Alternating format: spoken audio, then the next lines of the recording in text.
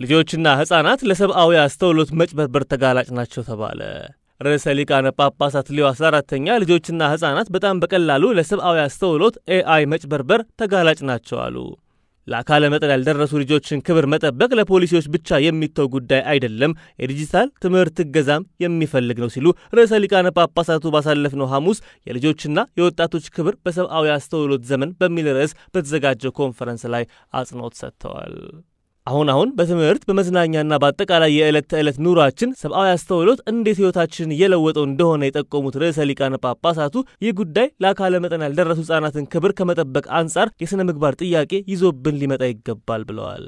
ርዕሰ ሊቃነ ጳጳሳቱ ህጻናትና ጎረምሶች በተለይ በሰብአዊ አስተውሎት ስልተ ቀመሮች አማካኝነት ውሳኔዎቻቸውና ምርጫዎቻቸው ላይ ተጽዕኖ ሊያድርባቸው እንደሚችሉ አስጠንቅቀዋል። ወላጆችና መምህራን የዘመኑን ተለዋዋጭነትና የጉዳዩን አሳሳቢነት ተረድተው ወጣቶች ከቴክኖሎጂ ጋር ያላቸውን ግንኙነት መከታተል እንደሚገባቸው አሳስበዋል።